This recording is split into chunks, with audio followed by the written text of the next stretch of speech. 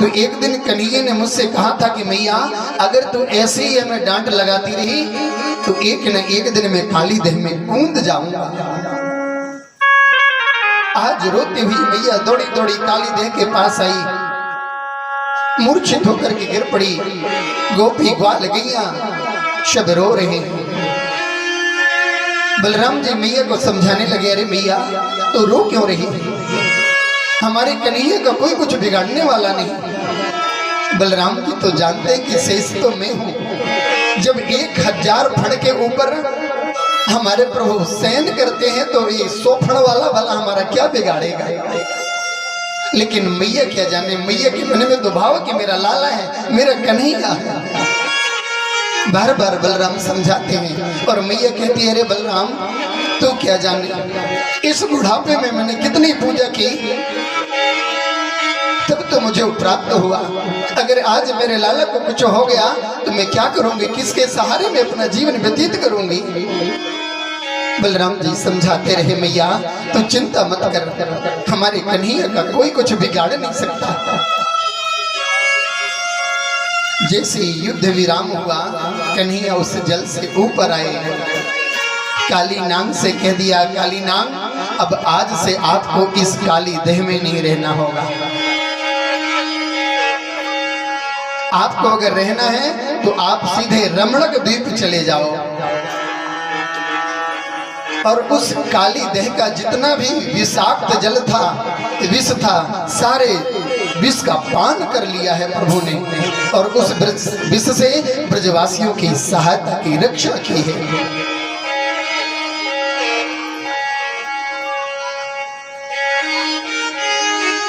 काली नाग वहां से निकल करके चले गए और जैसे ही काली नाग निकल करके वहां से गए हैं, सुखदेव जी कहते हैं, राजन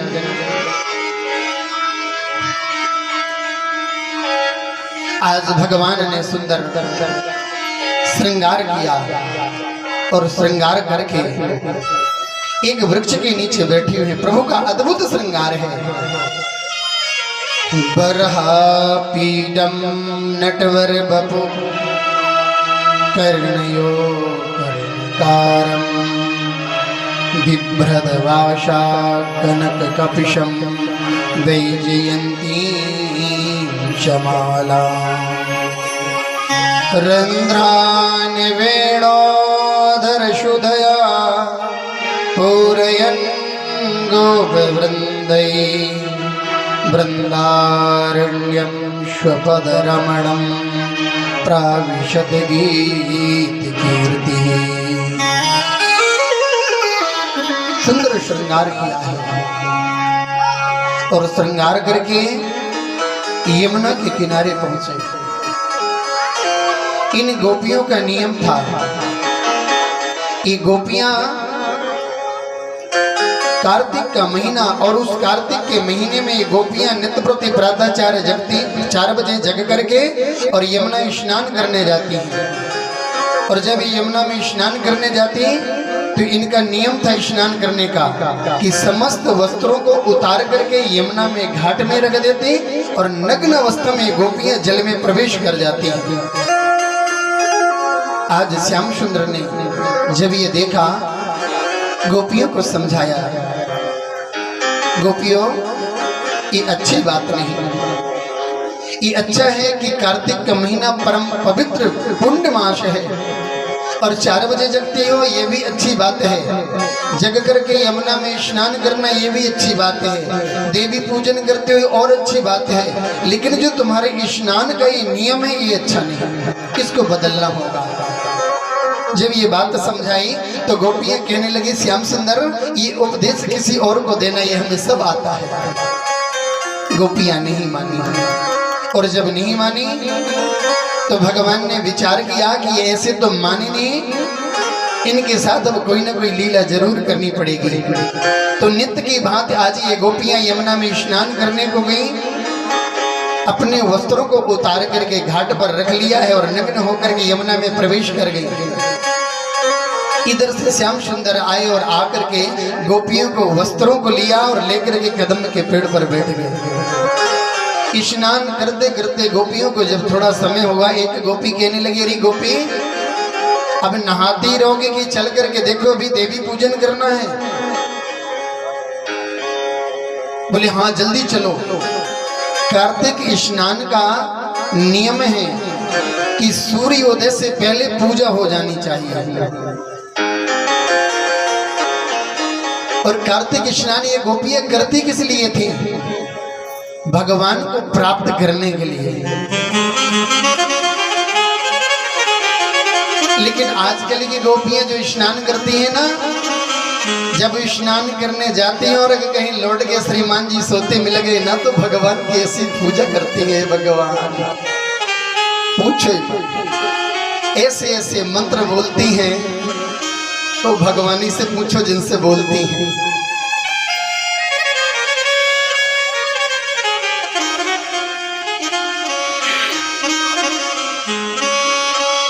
अब ये गोपियां एक दूसरे को देख रही हैं कि चला जाए। जब इन गोपियों की नजर यमुना के घाट की ओर पड़ी, वस्त्र नहीं दिखे, गोपियां घबरा गई, हमारे कपड़े कौन ले गया? कपड़े कहाँ गए हमारे? वो गोपियों ने जब देखा तो कदम्ब के पेड़ पर उनके लहंगा फरिया सब टंगे हुए थे, लाल पीले नीले हरे गुलाबी सब। और श्याम सुंदर कदम्ब के ऊपर बैठे थे। अब ये कंठ से डूबी हुई, गले से डूबी हुई गोपियां जल के अंदर खड़ी हैं, कांपने लगी। लेकिन अब जाएं तो जाएं कैसे? कंठ से जल में डूबी हुई गोपियां श्याम सुंदर से प्रार्थना करने लगी कि हे श्याम सुंदर, आपसे हमारी ये प्रार्थना है कि आप हमारे वस्त्र वापस दे दें। श्याम सुंदर ते दास्या करवामि तवोदितं देहि वासांसि धर्मज्ञ नो चेदिरागे ब्रुवामहे। हे श्याम सुंदर, आपसे हमारी हाथ जोड़ करके प्रार्थना है कि आप कृपा करके हमारे वस्त्र में वापस दे दें। जैसी ये बात गोपियों ने कही तो श्याम सुंदर भी कहने लगे, अरे गोपियों, अगर तुम हमें अपना स्वामी मानती हो तो हमारा भी तुम गोपियों से कहना है कि भवतो यदि में दास्यो, अगर तुम हमारी दासी और हमें अपना स्वामी मानती हो तो एक एक करके और अपने अपने वस्त्रों को ले जाओ। लेकिन अभी संकट में पड़ गई कि जाएं तो जाएं कैसे? एक गोपी दूसरी गोपी से कहने लगी, अरे गोपी, इसमें सोचने की क्या बात है? अरे ये कोई साधारण मानो नहीं, ये तो ब्रह्म है। और ब्रह्म के सामने ये जीव नग्न हो या हजार वस्त्र भी पहन ले फिर भी क्या चिंता? पिता के सामने बालक नग्न घूमे या वस्त्र पहन करके कोई फर्क नहीं पड़ता, चलो हम चलती हैं। ये गोपियां एक एक करके जाती हैं और अपने अपने वस्त्रों को लेकर के धारण कर लिया है। महाराज परीक्षित सुखदेव जी से कहने लगे, गुरुदेव, ये मेरी समझ में नहीं आया, ये कैसा ब्रह्म है जो दूसरे के स्त्रियों के कपड़े चुराए? ये ब्रह्म का लक्षण नहीं। सुखदेव जी कहते हैं, राजन, भगवान ने गोपियों के कपड़ों को नहीं चुराया। बोले फिर? बोले कृष्ण रूपी ब्रह्म ने जीव रूपी गोपियों के अविद्या रूपी वस्त्रों का हरण किया है। जो गोपियों के अंदर अभिमान था ना, उस अभिमान का हरण किया है। और भगवान यही कहते हैं, किया अभिमान तो फिर मान नहीं पाएगा, होगा प्यार वही जो श्री राम जी को भाएगा। जीवन में अभिमान ही सबसे हानिकारक है। गोपियों ने अपने अपने वस्त्रों को धारण किया। आज वो समय आ गया, समस्त ब्रजवासी मिलकर के वर्ष में एक बार इंद्र महाराज की पूजा करते। पूरे ब्रज में इंद्र महाराज की पूजा की सामग्री बन रही थी। मैया यशोदा भी अपने घर में नाना प्रकार के पकवान बना रही हैं। कन्हैया ने देखा कि आज हमारे रसोई घर में कढ़ाई छुनछुना रही है, तो कन्हैया दौड़े दौड़े गए रसोई के द्वार पर खड़े होकर के मैया से कहने लगे, मैया ये क्या बना रही है? मैया ने कह दिया, लाला दूर रही हो, दूर, अपने जेजे के पूजा की काजे सामग्री बना रही हूँ। कन्हैया ने कहा, मैया थोड़ी मुझे दे दो, मैं बताऊं इसमें नमक अच्छा है कि कम है, तेज है, कैसा है? मैया ने कहा, जब तक हमारे जेजे की पूजा नहीं होगी तब तक मिलने वाला नहीं है। बोले मैया तो मुझे भी नहीं देगी? बोले बिल्कुल नहीं। कन्हैया रूठ गए, आकर के द्वार पे बैठे। उधर से नंद बाबा यमुना से स्नान करके आ रहे थे। नंद बाबा को देख करके कन्हैया झूठी रोने लगे। लाला को रोते हुए देख करके बाबा कहने लगे, लाला तो रो क्यों रहा है? कन्हैया बोले, बाबा मैया रसोई में कुछ बना रही है और मैंने मांगा तो मुझे देने से मना कर दिया। अरे बाबा आज तो मैया मुझे ऐसे दूध कर रही थी जैसे कोई कुत्ता हो, दूर। बाबा आज के बाद जब कहीं सभा लगेगी ना और कोई मुझसे पूछेगा तो किसका बेटा है, तो मैं कह दूंगा मैं तो नंद का छोरा हूं, मैं यशोदा का नहीं। ऐसी ऐसी बातें करने लगे। नंद बाबा रसोई के पास गए और जाकर के कहने लगे, अरे यशोदा थोड़े से दे दे, थोड़े में क्या बिगड़ जाएगा? मैया कहने लगी, बाबा मैं तो इतनी भी नहीं दे सकती, जब तक हमारे जेजे का भोग नहीं लगेगा तब तक मैं देने वाली नहीं। कन्हैया कहने लगे, बाबा ये बताओ ये तुम्हारा जेजे कौन है? क्या नाम है तुम्हारे जेजे का? बोले लाला हम ब्रजवासियों के देवता इंद्र महाराज हैं। बोले बाबा वो क्या करें? बोले लाला जब हम सब ब्रजवासी साल में मिलकर के एक बार अपने जेजे की पूजा करें, हमारी पूजा से हमारे देवता प्रसन्न होकर के ब्रज में वर्षा करें। बोले फिर कहा हुआ? बोले जब वर्षा हो तो खूब हरी हरी घास हो जाए। बोले फिर हमारी गैया खूब वो घास चरे तो खूब दूध दही के भंडारे लग जाए। बोले बस इतनी बात? तुम्हारे जेजे ने कभी दर्शन दिया? बोले नहीं। तो कन्हैया बोले कि बाबा एक काम करो। बोले क्या बात है लाला बताओ?